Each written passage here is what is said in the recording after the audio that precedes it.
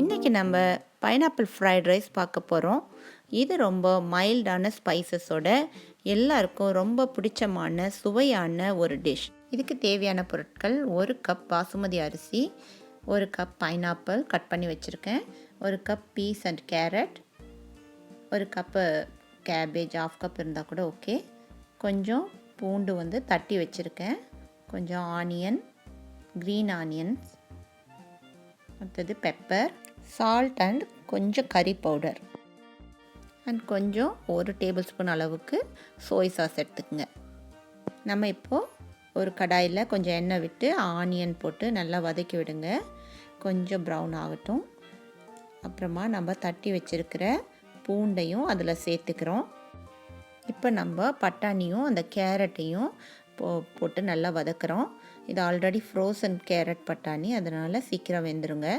அப்புறம் கேபேஜ் நான் துருவி வச்சுருக்கேன், அதையும் போட்டு நல்லா வதக்கிட்டு அப்புறம் கறி பவுடரும் சால்ட்டையும் ஆட் பண்ணிக்கோங்க.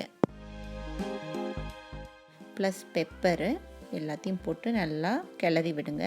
உங்களுக்கு காரம் எக்ஸ்ட்ரா வேணுன்னா நீங்கள் இன்னொரு ஸ்பூன் கூட நீங்கள் டீஸ்பூன் அளவுக்கு கூட பெப்பர் போட்டுக்கலாம். அடுத்தது ஒரு 3 எக்கை உடச்சி விட்டு கொஞ்சம் சால்ட் அண்ட் பெப்பர் போட்டு ஸ்க்ராம்பிள்ட் எக் மாதிரி நல்லா கிளறி விட்டுக்குங்க.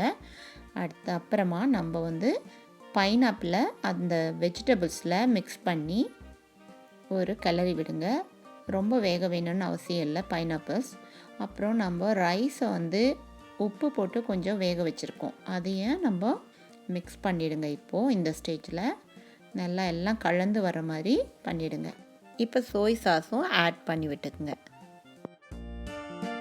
இப்போ நம்ம முட்டையை ஆட் பண்ணி நல்லா மிக்ஸ் பண்ணி விட்டுக்கலாம். இதுக்கப்புறம் கடைசி இன்க்ரீடியண்ட் என்னென்னா, நம்ம க்ரீன் ஆனியன்ஸ் இருந்துச்சுன்னா நீங்கள் ஆட் பண்ணிக்கலாம்.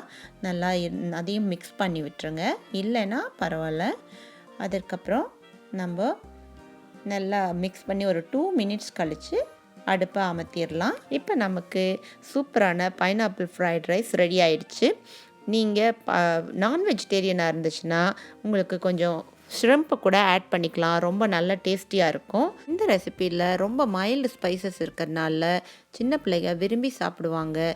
இந்த ரெசிபி உங்களுக்கு பிடிச்சிருந்துச்சுன்னா லைக் பண்ணுங்கள், ஷேர் பண்ணுங்கள், ஹாப்பி குக்கிங்க்கு சப்ஸ்கிரைப் பண்ணுங்கள். தேங்க்யூ.